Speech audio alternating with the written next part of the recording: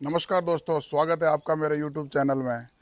आज आपको एक कहानी सुनाते हैं कि किसी भारतीय महिला को विदेश में फांसी की सज़ा दी जा रही है।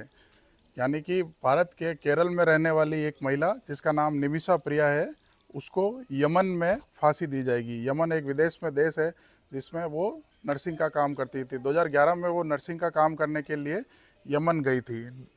वो अपना मतलब नर्सिंग की पढ़ाई करने के लिए यमन गई थी। पढ़ाई पूरी करने के बाद वो काफ़ी सारे नर्सिंग को मतलब इंस्टीट्यूट में काम किया उसने। फिर उसने सोचा कि क्यों ना अपना एक खुद का क्लिनिक खोला जाए, यमन में विदेश में अपना एक क्लिनिक खोला जाए। तो वो यमन में एक नियम है कि अगर आप कोई बिज़नेस शुरू करते हैं तो आपको वहाँ के स्थानीय नागरिक की साझेदारी लेनी अनिवार्य है।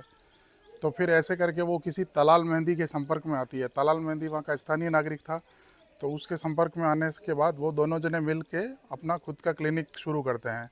काफ़ी पैसे जुटा के यमन के कुछ 6 लाख रुपए यमनी यमनी मतलब राशि होती है, उसमें वो शुरुआत करते हैं। थोड़े दिन क्लिनिक चलता है।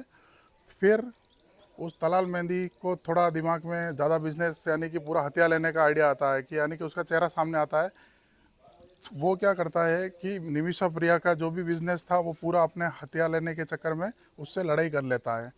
तो आपसी दोनों की आपसी अनबन हो जाती है। अनबन होने के कारण उनका बिजनेस भी बंद हो जाता है। और वो क्या करती है कि उस तलाल मेहंदी को नींद की नशे की दवाई देती है। तो नींद की गोली थोड़ी ज़्यादा हो जाती है जिससे तलाल मेहंदी की मौत हो जाती है। मौत होने के बाद में उसके मतलब बॉडी के टुकड़े करके वो इधर उधर कहीं पानी की टंकी में बहा देते हैं। तो ये बात पुलिस को पता चल जाती है और निमिषा को अरेस्ट कर लिया जाता है। 2017 में उसको अरेस्ट कर लिया जाता है। 2017 से 20 तक वो जेल में ही रहती है।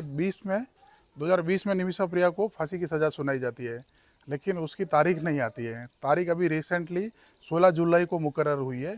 तो 16 जुलाई को यमन में निमिषा प्रिया को फांसी की सज़ा दी जाएगी। उसने कुछ गुनाह किया तो उसे फांसी की सज़ा सुनाई जाएगी।